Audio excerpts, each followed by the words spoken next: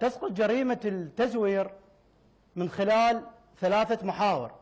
المحور الأول: إذا قام الجاني بالإبلاغ عن جريمة التزوير قبل أن تقوم السلطات بالبحث عنها، هنا تسقط جريمة التزوير عن الجاني.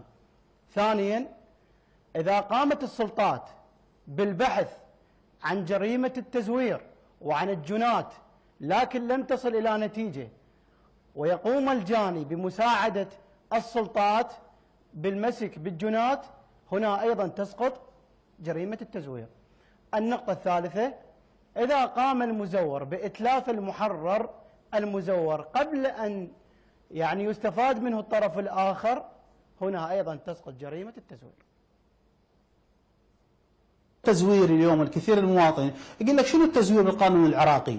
يعني نعم. تزوير شو يشمل؟ شنو معناه؟ اكو تزوير مثل هويه، تزوير شهاده، تزوير الكتروني، يعني قد يكون ما هو التزوير اليوم حتى يكون السيد المشاة على درايه بهذا الامر؟ نعم استاذ، نحن قبل ان نعرفه في القانون العراقي علينا ان نعرفه من ناحيه اللغه. نعم. من ناحيه اللغه جاءت كلمه التزوير من الزور ومن الكذب ومن الافتراء. نعم. يعني بين قوسين الكذاب.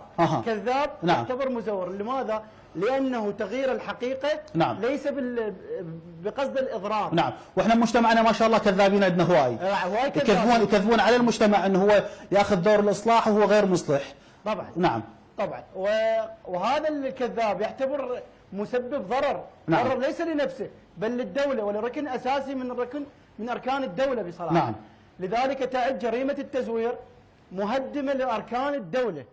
من ناحية القانون تقول نعم. القانون العراقي عرف جريمة التزوير، قال: هو تغيير الحقيقة بقصد الغش في أي محرر أو سند رسمي بقصد الضرر في أي من الناحية المعنوية أو الناحية المادية يحدث معها ضرر بالمصلحة العامة. نعم. إذن هو هذا التعريف العام اليوم يشمل بصورة عامة مثل ما اختصرناه. نعم. ولخصناه انه يعني بالمصطلح الشعبي هو الكذاب اليوم يعني يمتلك أكثر من وجه. أحسنت. نعم. ما حكم المزور أو التزوير في القانون العراقي أو في القانون بصورة عامة؟ أحسنت أستاذ. التزوير كما تعلم قلنا القانون العراقي نعم. جرم جريمة التزوير، وفي مواده القانونية وصف جريمة التزوير بأنه من الجرائم التي يجب أن تكافح. فتزوير بالمحررات الرسمية نعم. يعاقب عليها القانون بمدة 15 سنة، أما بالمحرر العادي ب7 سنوات. نعم. هذا من ناحية العقوبات. نعم. أستاذ وسام، نعم. زين اليوم الكثير يتساءل يقول لك هل التزوير هو جنحة أو جناية؟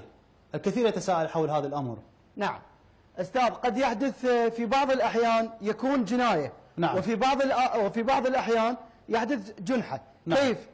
تعتبر جريمة التزوير جنائية إذا كانت صادرة من موظف، وتعتبر جنحة إذا كانت صادرة من مواطن. كيف ذلك؟ نعم. أنا قلت في بداية الكلام، قلت المحرر الرسمي.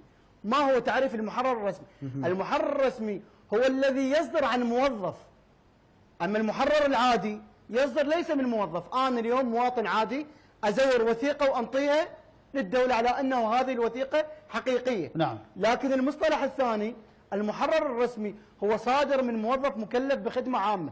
هنا تعتبر الجريمة جنائية إذا كانت صادرة من موظف مكلف بخدمة عامة. نعم. أما إذا كانت صادرة من مواطن تعتبر جنحة. نعم.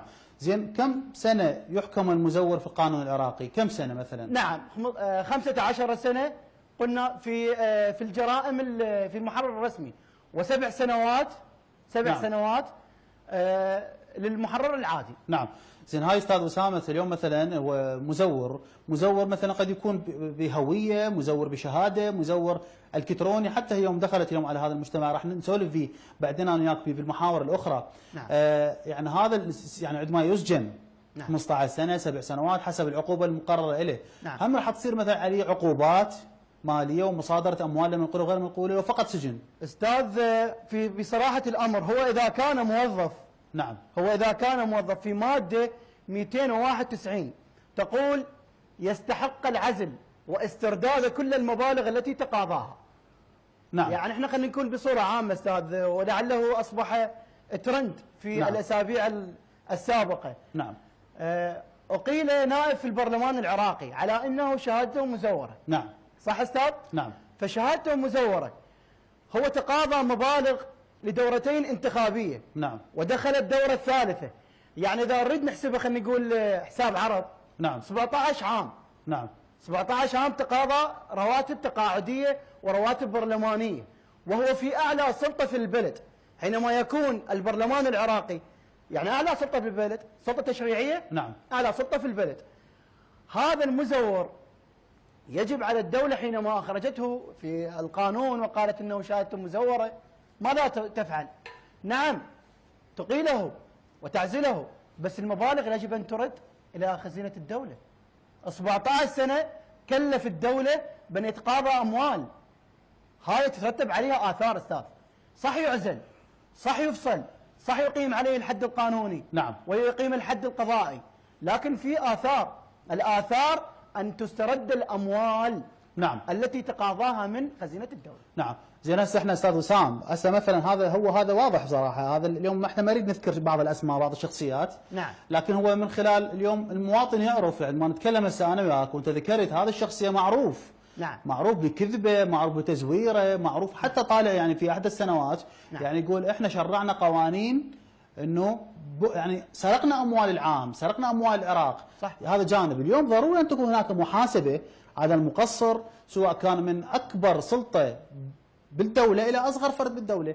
ضروري ان يكون القانون هو فوق كل شيء، ويحاسب ويسجن ويذم ويغرم. يعني لكن نشوف القانون بصراحه استاذ وسام يعني مغيب، بس على الفقير قادرين. صح. هاي الكلمة استاذ قبل نصف ساعة كنا نتناقش بها يعني بحوار. نعم. يعني استاذ ابسط مثال، اليوم كموظف عادي في الدرجات الدنيا، يعني انت الموظف مني تعين درجة 7 ذا بكالوريوس. نعم.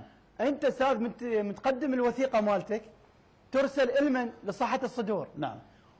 وتباشر في العمل، لكن الدائرة تنظر إلى أنه أنت سجين. نعم. تنظر إلى أن أنت نازل من الفضاء، وكأنه يعني معزول بخانة يعني بخانة وحدك. نعم. قبل أن تجي صحة الصدور.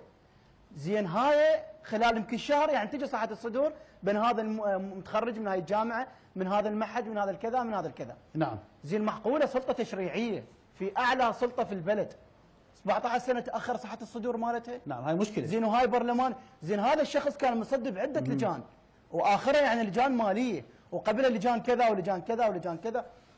انا استاذ احنا حتى نكون منصفين، البرلمان العراقي بصراحة من هذا المنبر احب يعني سمحوا لي ان اقدم في التحية وبنفس الوقت اقدم عتب. تفضل استاذ وسام. الله يحفظك. انا احييهم على الخطوة الجريئة والجبارة التي قاموا بها، والتي ستشهد لهم الأجيال بصراحة، تجريم التطبيع مع الكيان الصهيوني الغاصب. هذه خطوة تحسب لهم. مثل ما هذه الخطوة تحسب لهم، عليهم أن يلتفتوا بأنهم أعلى سلطة تشريعية في البلد. عليهم أن يعرفوا أن المجتمع العراقي وأن الشعب العراقي ينتظر منهم خطوات مثل ما هذه الخطوة. اقرار قوانين تخدم الشعب. نعم. اقرار قوانين تكافح الفاسدين. نعم. ومن ضمن المكافحة الفاسدين المزورين. نعم. هل تقبلون بأن أنا كمواطن عراقي أنظر لبرلماني بأنه مزور؟ هل تقبلون بأن أنا كمواطن عراقي أقبل لصاحب سلطة تشريعية أو تنفيذية في منصب أعلى من كل المناصب بأنه مزور؟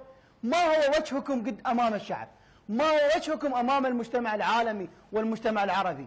هنالك كفاءات، هنالك درجات، يجب يعني درجات وكفاءات عليا في الشباب. أحسنت. أستاذ مروان. نعم. يعني كفاءات عليا. اليوم يتظاهرون بباب التعليم العالي. صحيح. دكتوراه يريد تعيين أستاذ نعم. مروان. نعم. هاي طامة كبرى. ماكو انصاف مع كل الأسف. يعني دكتوراه يريد تعيين، وشي يريد يقول حتى لو أجور يومية. نعم. يعني أنت طالب دكتوراه بمكان ما، مثلا أنا أكسبه، اخذ خبراته. نعم. اخذ طموحه، اخذ فكره اللي هو وصل لهاي المرحله. نعم. اروح انب اضربه واحاربه وكذا. انتم احزاب تريدون انجاح مهمتكم. نعم. تريد انجاح شعبكم، تريد انجاح حزبكم، تريد انجاح محافظتكم، ماكو مشكله. وكل حزب بما لديه فرحون. القران يقول لكن جيب الكفو، جيب هذا الشاب، استغل طموحاته. نعم. من اجل تحقيق المصلحه العامه. نعم. انت مو هدفكم المصلحه العامه، هذا الشاب يحقق لك المصلحه العامه. احسنت يعني استاذ وسام، بصراحه كلامك منطقي وواعي جدا، وهذا هو كلامك هو لسان حال الشارع العراقي اليوم. زي نشوفه شبابنا مهمشين، طاقاتنا مهمشه، ما شاء الله عندنا خريجين دكتوراه وماجستير ودبلوم عالي. يعني خيره الشاب العراقي، ومع كل الاسف المزورين والناس الغير كفؤه هي اللي لازمه مناصب عليا، مدير عام، وزير بالبرلمان العراقي. مع كل الاسف اليوم اريد اتكلم معاك استاذ وسام حول قانون من اين لك هذا. نعم. يعني هذا القانون وين صار بزمن؟ لم يطبق لحد هاي اللحظه، ولم يكشفوا بذممهم البرلمانيين، لم يكشفوا بذممهم الماليه ولا كل الاشياء. نعم استاذ، انا قلت لك القانون نعم ليس وجوده حينما يكتب